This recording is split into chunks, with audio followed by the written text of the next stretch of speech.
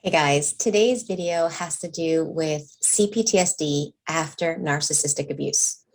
Now, I'm going to be honest, when somebody told me at one time in my life, they were like, Michele, I think you have PTSD. I was like, how? Like, why would I have that? And the reason is because to me, PTSD had to do with, surviving war or some kind of crazy one-time over the top incident in a person's life. And I didn't have that. So it was very confusing. And the thing with that confusion is if you don't understand what CPTSD is, you can stay stuck in it for decades, even if you're out of the toxic relationship. CPTSD is one of those things that doesn't go away with time. Okay, so with that in mind, let's get started. For those that don't know me, my name is Michele. I'm a life and relationship coach, and I'm the founder of the Thriver School of Transformation, which is a monthly membership where we work through the side effects of narcissistic abuse and PTSD together. So I'll leave the link there for anyone that wants to check it out. Okay, so let's talk about some of those symptoms that you might be having if you're experiencing CPTSD. And again, this could be that you are in the relationship. It could be that it's a parent. It could be that you've left a relationship recently, or it could be that you've left a relationship a long time ago. And yet these symptoms are still coming up in your life. And that's what happens with CPTSD.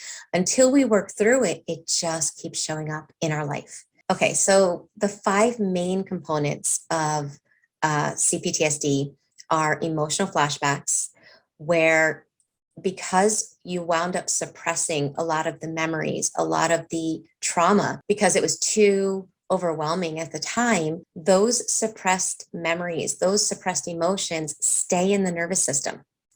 And then your nervous system is like your surveillance 24/7. And it's always like looking at your surroundings and looking for anything that resembles that danger that has been suppressed in the nervous system. And that's when we go into emotional flashbacks, where somebody does something, or we are in a place and we don't even realize it in the beginning, right? You're just in a place and all of a sudden you're overwhelmed with emotion.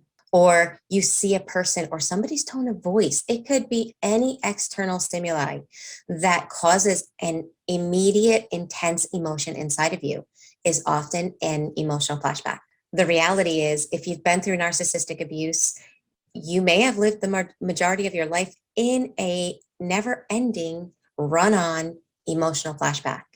And healing is about breaking out of that.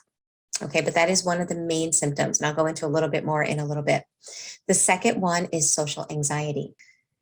If you had a malignant narcissistic parent, you grew up thinking there was something wrong with you, right? They projected everything they didn't like about themselves onto you, and you absorbed it to the point that their view of you became your view of you.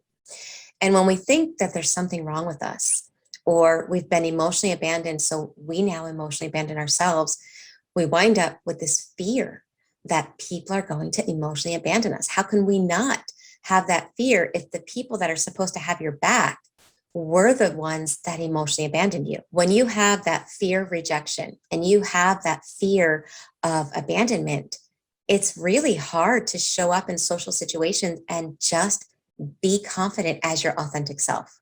So social anxiety is definitely a side effect of narcissistic abuse and complex PTSD.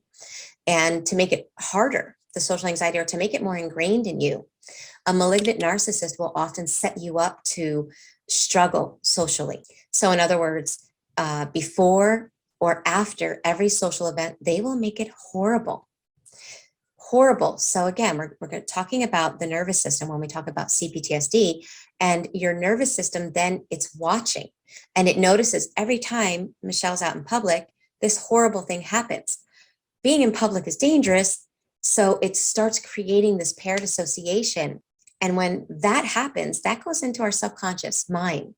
And now our subconscious mind believes that social situations are dangerous. And once it's in our subconscious, it's not like we are aware of all that's going on inside. All we know is that the feelings are intense, almost paralyzing, but we don't understand why. So working through CPTSD is about peeling those layers back so that you can get to the stories that are stuck in your nervous system because of the emotional trauma. The third main component of CPTSD is having a vicious inner critic. Like if you were to listen to the things you say to yourself, I bet none of you would ever say any of those things to anyone else. You would never treat anyone else that way. But when we start examining what we're saying to ourselves in the confinements of our mind, it can be pretty dark. And having that come up into your conscious awareness can be overwhelming in the beginning. But the reason that happens is because every inner voice was once an outer voice. So if somebody constantly criticized you, if somebody constantly pointed out the negative, if somebody constantly told you horrible things about yourself, we tend to internalize that. And that becomes the dialogue. And the problem, again, with that is that forms part of our subconscious programs.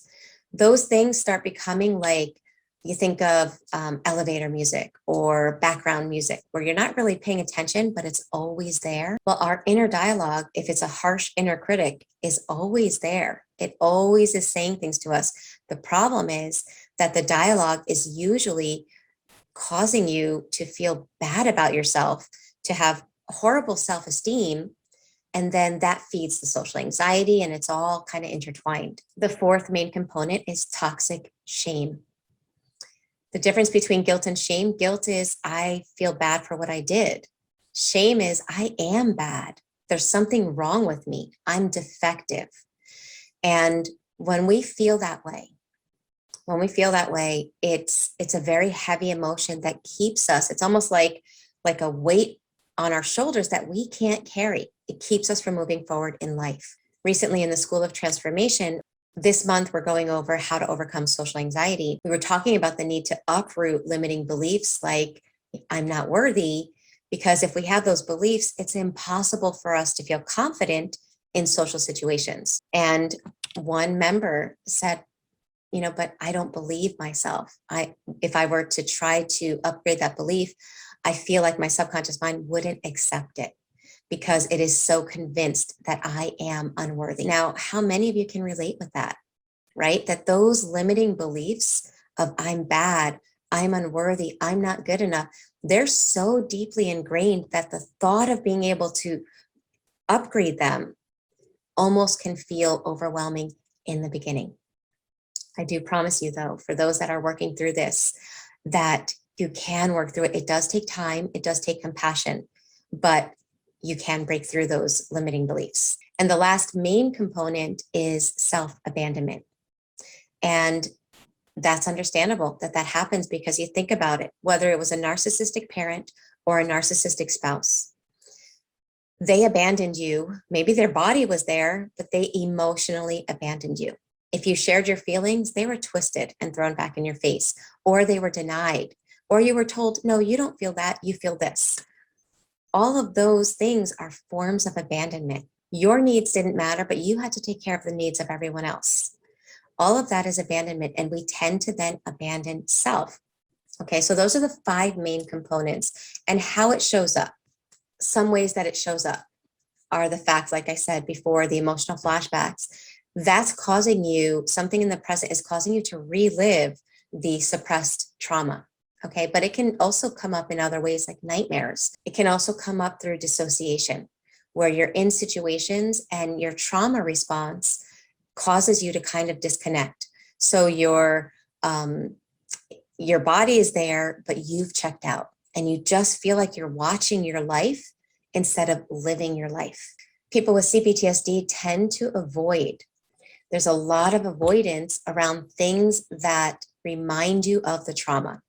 These could be people, places, or things, relationships. It could be anything. And what happens is that your life becomes really small. The things that you feel safe doing, the people you feel safe being around, it's like this tiny little place in your life that you have that you can do those things.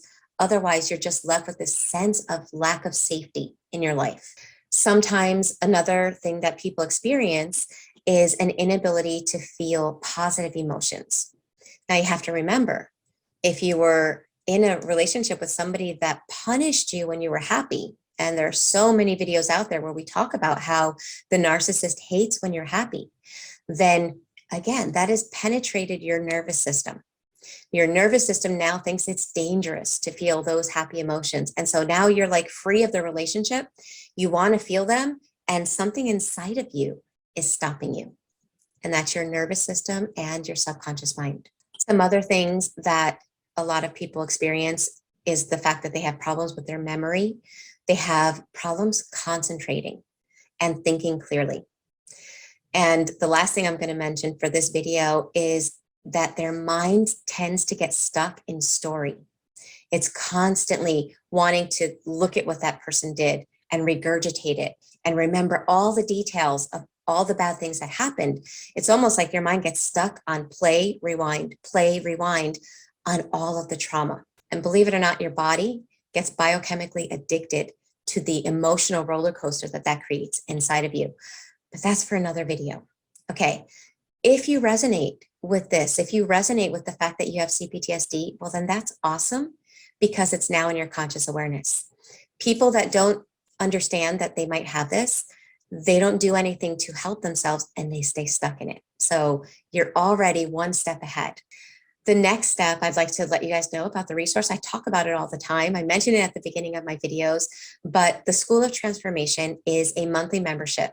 It's $79 a month. There's about 10 to 12 meetings where we meet live every month. We do a monthly theme where we talk about different pieces of what helps us overcome CPTSD. For example, we are doing how to overcome social anxiety this month. Next month, we're doing reparenting. And we work through it together. On top of the instruction, the cognitive instruction that we get, we also have emotional freedom technique sessions that we do together. And we also have breathwork sessions. These are somatic modalities that help release trauma from the body.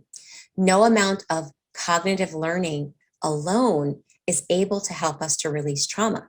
We have to combine the cognitive and the somatic together. That's what we do in the school. So if you're ready, if you feel ready, because it's hard work, I'm going to admit it. It's not easy. It's worth it, but it is challenging to go within. It's a lot easier to look at the other person and look at what they've done wrong than to look at the wounds that are still inside of us. In fact, part of CPTSD is that your brain tries to get you to not look at those wounds. So it is challenging, but it is so worth it. Because by doing the inner work, you can break out of the side effects of narcissistic abuse so that you're not healing or suffering the side effects the rest of your life. No, you don't have to be in that situation. If you want to check out the school, there's a 7-day free trial period that you can check out and see if you like it. And if you do, I'd love to have you join us.